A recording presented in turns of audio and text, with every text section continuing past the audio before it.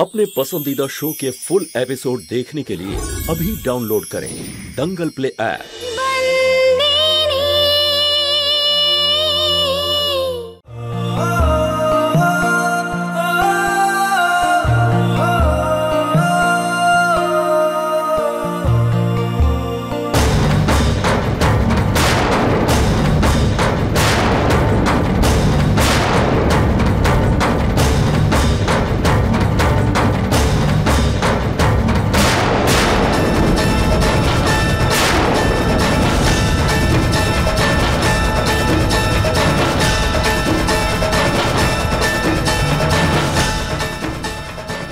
চল মৌলিক বাবা, কারখানা যেতে হবে।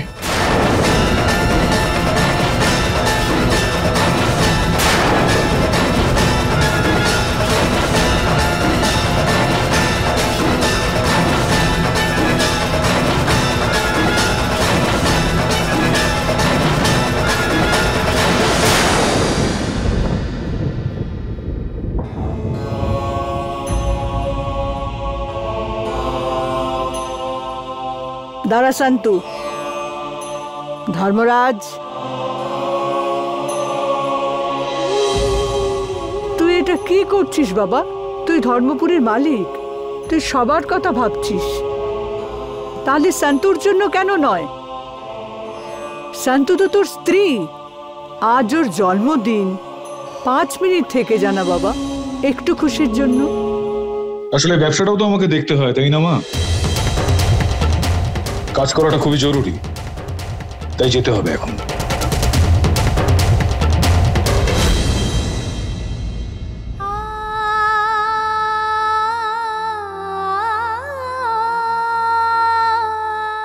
শান্তু, তুই জানিস তো যে ধর্মরাজ কাদের জন্য পাগল?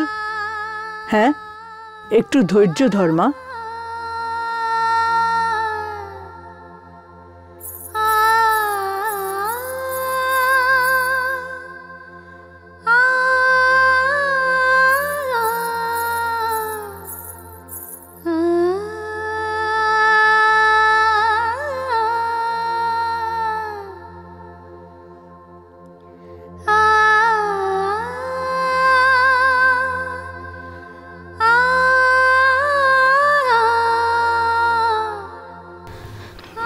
শান্ত, কি হয়েছে রে তোর? মালিক তো জন্মদিনের দিন এরকম, বল না কি হয়েছে? দিদি, এখানে মালিকের কোনো দোষ নেই। মালিক আমাকে শাস্তি দিয়েছেন, আমাকে পালন তো করতেই হবে। কিসের শাস্তি? আসলে ব্যাপারটা এরকম দিদি,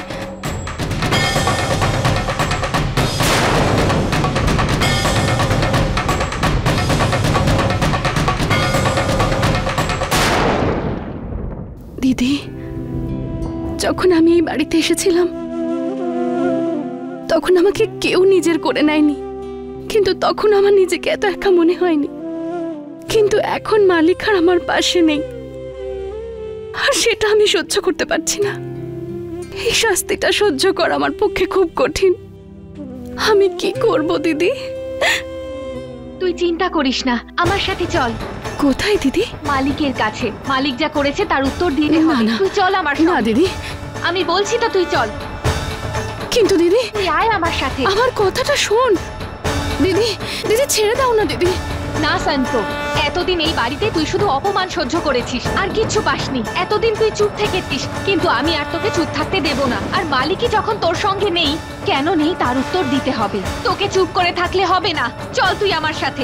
এটা তুমি কি করছো খেমি? সেটাই করব যা করা উচিত। শান্তর এই দশা দেখতে পাচ্ছি না। মালিকের সঙ্গে কথা বলবো আমি, আর উত্তর চাইবো। মালিককে উত্তর দিতে হবে। আমরা এমনটা করতে পারি না খেমি, এটা ওদের ব্যক্তিগত ব্যাপার, স্বামী স্ত্রীর ভেতরের ব্যাপার। আমরা গরিব লোক, আমাদের এত সাহস দেখালে চলে না। এসব এসব তুমি কি বলছো? শান্ত আমার ছোট বোন, আমি ওর ভালো মন্দ কিছু বুঝবো না? দিদি বাদ দে না এসব ব্যাপারগুলো, যা হচ্ছে আমি সব সহ্য। তুই আর সহ্য করবি না। আর তাছাড়াও সন্ত এই বাড়ির মালকিন, সমগ্র ধর্মপুরের মালকিন। মালিক গ্রামের সবার সামনে সন্তকে নিজের স্ত্রী হিসেবে স্বীকার করেছেন, ওকে স্ত্রীর অধিকার দিয়েছেন। দেখো, আমায় মালিকের কাছে যেতে দাও, মালিকের সাথে কথা বলবো আমি। এটা ঠিক হচ্ছে না। ঠিকই তো বলছি খেমি।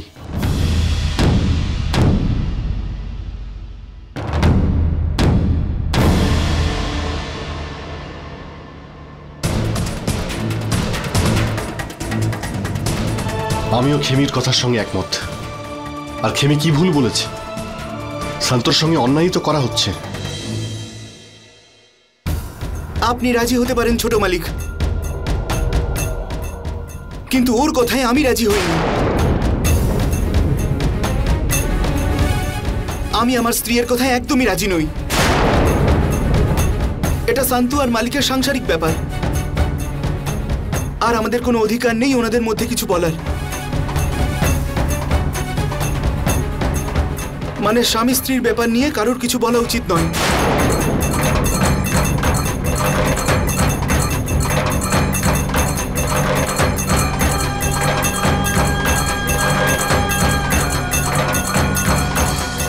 কেন অর্জুন, কেন কথা বলতে পারবো না? সন্তোর মালিকের সঙ্গে বিয়ে হয়েছে, ও এই বাড়ির মালিক। আর আমি এই বাড়ির কাজের লোক। তোমার বিয়ে আমার সাথে হয়েছে, আর আমাদের জায়গাটা ভুলে গেলে চলবে না। তুমি এই বাড়ির কাজের লোক, সেটা তোমার মনে আছে, কিন্তু তার সাথে সাথে সন্তোর জামাই বাবু তুমি, সেটা ভুলে গেলে। কোনটা আমি ভুলে যাব, কোনটা মনে রাখবো, সেটা আমি তোমার কাছ থেকে শিখবো না। আর এটাই ভালো হবে তুমি এর মধ্যে যদি কথা না বলো। তুমি আমার কথাটা কেন বুঝতে? খেমি, তুমি এর মধ্যে ঢুকতে যেও না, যাও এখান থেকে।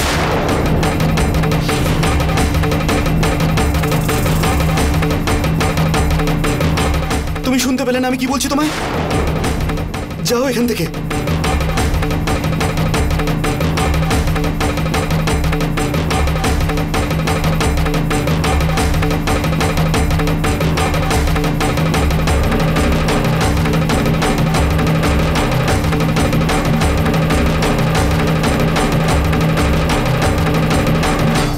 ছোট মালিক, আমি আপনার কফিটা পাঠিয়ে দিচ্ছি।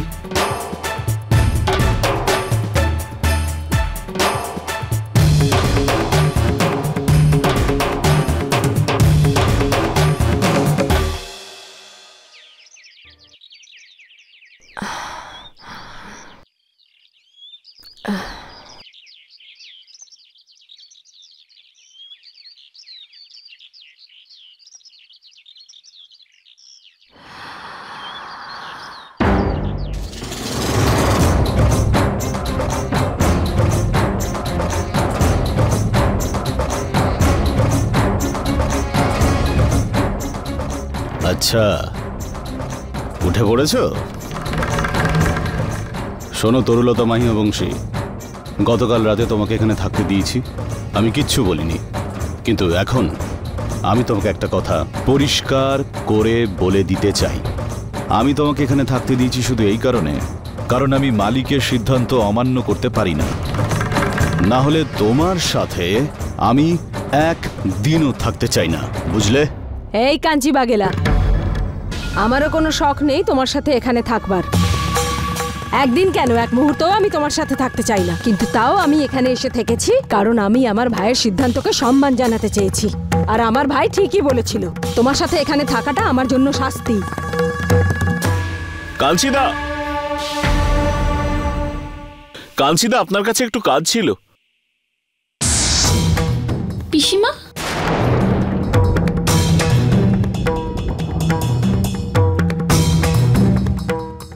মালিকের দিদি এখানে?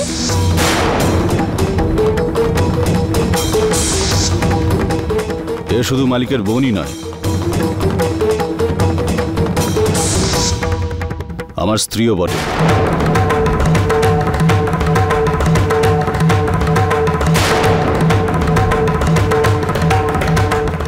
এইসব কি বলছেন আপনি? হ্যাঁ, আমি সত্যি বলছি। অনেক বছর আগে আমাদের বিয়ে হয়েছিল। ক্ষমা করে দিও দাদা, এই ব্যাপারে তো আমরা কিছুই জানতাম না। ক্ষমা চাইছি বৌদি। বৌদি, ঠিক আছে কাঞ্চিদা, আমরা পরে আসবো। ঠিক আছে, তাই হবে। কি দরকার ছিল সবকিছু বলবার? আমার কি কোনো মান সম্মান নেই? সম্মান ছিল তরুলতা মাহিয়া বংশী, সেই কারণেই তো বলে দিলাম। সারা রাত তুমি আমার বাড়িতে কাটিয়েছ, কি জবাব দেবো ওদেরকে? কি বলতাম আমি ওদের যে এমনি এমনি মালিকের বোন এখানে থেকেছে? একটা কথা মন দিয়ে শুনে রাখো, এই সম্পর্ক হয়তো আমাদের জন্য কোনো গুরুত্বপূর্ণ না হতে পারে, কিন্তু সত্যটা তো এটাই। আরো একটা কথা বলে রাখি, তোমাকে আমি যতই অপছন্দ করি না কেন, কাঞ্জি আগেও মহিলাদের সম্মান দিত আর আজও সেটা করে।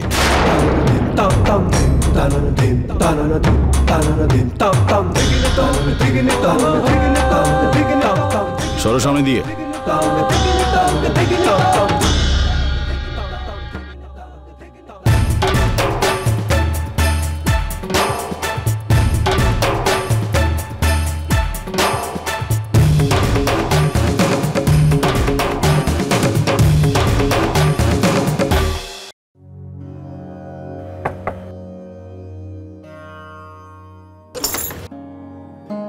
হিতেন্দা, তুমি চলো স্নিগ্ধ। কোথায়? আমি তো বললাম চলো।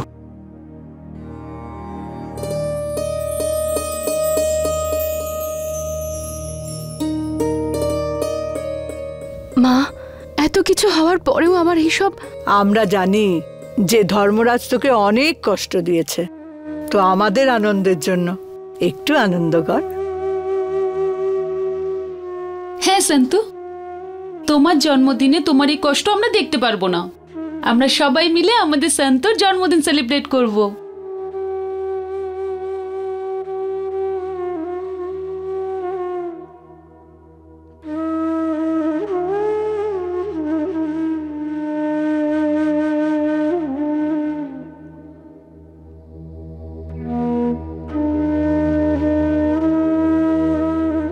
দেখো সন্তু, যদি কাঁদলে তোমার মন হালকা হয় তাহলে আমি তোমাকে আটকাবো না। আমি কোনোদিনও ভাবিনি যে মালিক আমার সাথে এরকম করবে। আজকের পর থেকে আমি আমার জন্মদিন পালন করব না। আচ্ছা বাবা, ঠিক আছে, এরপরে আমরা কোনোদিন পালন করব না, কিন্তু আজকের দিনটাই করি। দেখো শান্ত, তুমি ছেলের কথা না শুনলে একজন বন্ধুর কথা তো শুনতেই পারো, প্লিজ। শাশুড়ি মা, এবারে তো আসুন। আরে আমাদের জন্য না হোক, অ্যাটলিস্ট বিভার জন্য তো এসো। দেখো কখন থেকে অপেক্ষা করছে তোমার কেক কাটার জন্য। হ্যাঁ শান্তু, এসে কেক কাটো না। দেখো আমি কেকে কিছু লিখেওছি।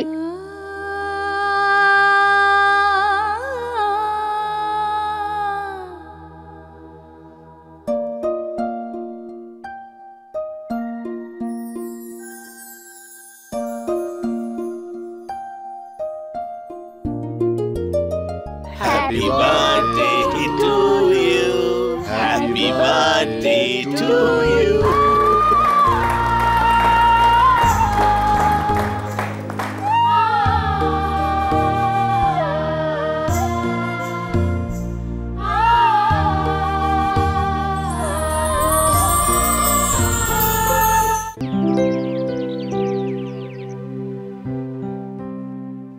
জয় ভবানী।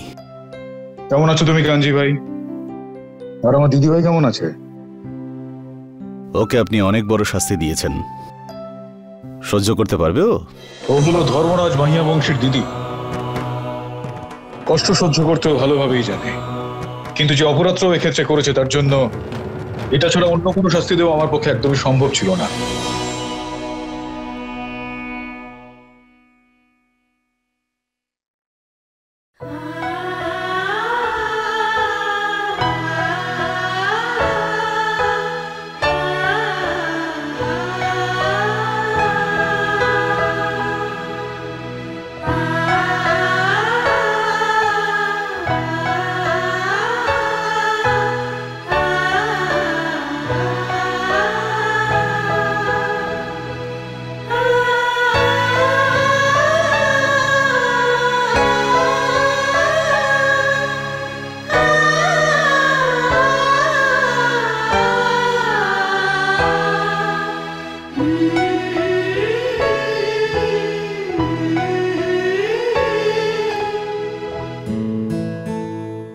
মালিক,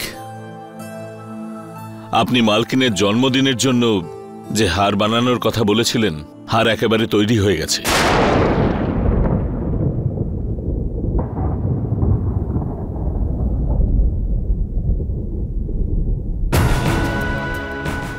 যদি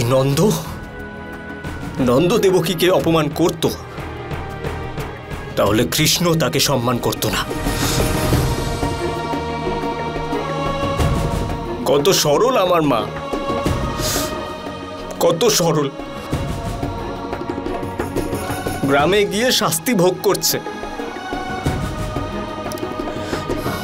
আর এখানে যে সব কিছু করেছে ওই সন্তুর জন্য, হীরের হার তৈরি হচ্ছে।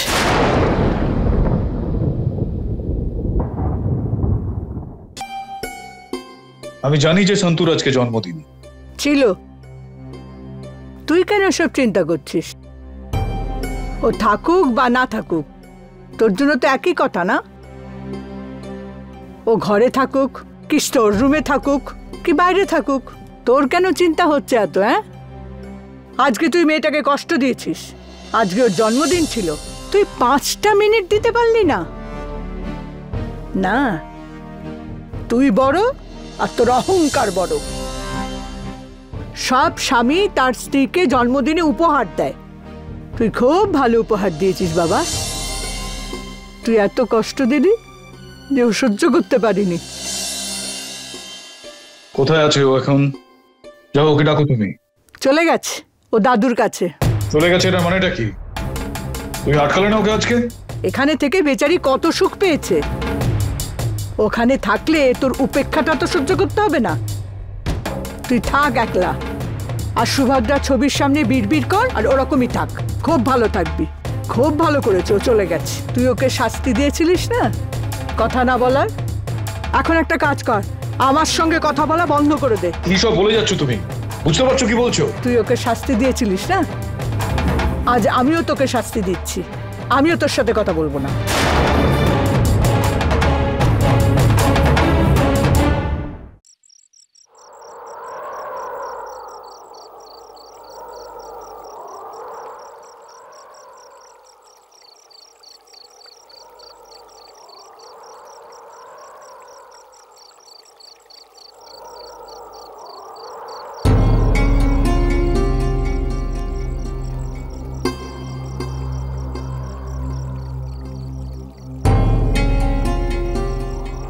আমি জানতাম যে তুই এখানেই থাকবি।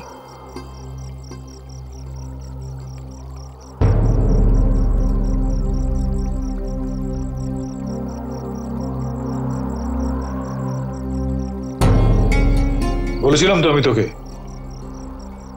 হ্যাঁ আমি বলেছিলাম না যে তুই বাড়িতেই থাকবি এবং বাড়িতে থেকে শাস্তি ভোগ করবি? আমি বলেছিলাম কি না? আমার কথা না শুনে তুই কিন্তু তার থেকেও বড় অপরাধ করেছি।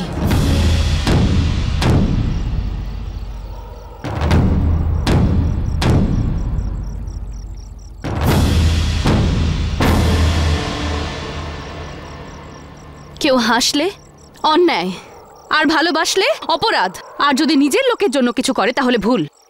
মালিক, আপনি আমাকে এটা তো বলে দিলেন যে আমি অপরাধী, তাহলে বলুন আমার কোন শাস্তি প্রাপ্য? যেই দিন থেকে আমি এই বাড়িতে এসেছি শাস্তি তো ভোগ করছি। সমস্ত গ্রামবাসীর সামনে আপনি আমায় বিয়ে করলেন, এখানে আমার কোথায় ভুল ছিল? আমার তো গৃহপ্রবেশও হয়নি, আমাকে তো ভাড়ার ঘরে ফেলে রাখা হয়েছিল। ওখানের ইঁদুর টিকটিকিরা আমাকে স্বাগত জানালো। আপনি আমাকে কোনোদিনও দেখতে আসেননি যে আমি কেমন আছি। এখানে আমার দোষ কোথায় ছিল মালিক? প্রথমে তো আপনি আমাকে স্ত্রীর মর্যাদাও দেননি, তারপর ভাগ্য আমাকে দয়া করলো আর আপনি আমাকে স্ত্রী রূপে গ্রহণ করলেন। আপনি আমাকে বললেন যাতে আমি সবসময় পিসিমার খেয়াল রাখি, ওনাকে সম্মান করি, আর আমি তাই করলাম। কাঞ্জি কাকা আর পিসিমার বিষয় আমি কিচ্ছু বললাম না, চুপ করেছিলাম আমি শুধু পিসিমার মর্যাদার জন্য, আপনার আর পিসিমার সম্পর্কটার জন্য। তাও আমাকেই শাস্তি পেতে হলো। আজ আমার জন্মদিনে এক মুহূর্তের জন্য আমার পাশে এসে দাঁড়ালেন না। আজকে যখন আপনি এখানে এলেন আমি ভাবলাম আপনি আমাকে নিতে এসেছেন, কিন্তু না, প্রতিবারের মতো এবারও শাস্তি দিতে এসেছেন। ক্ষমা করুন মালিক, আপনার সামনে দাঁড়িয়ে এত কথা বলে আমি আমার অপরাধ আরো বাড়ালাম। তাহলে বলুন এই বন্দিনীকে কি শাস্তি দেবেন? আমি আমার শাস্তি ভোগ করার জন্য তৈরি মালিক। বলুন কি শাস্তি দেবেন।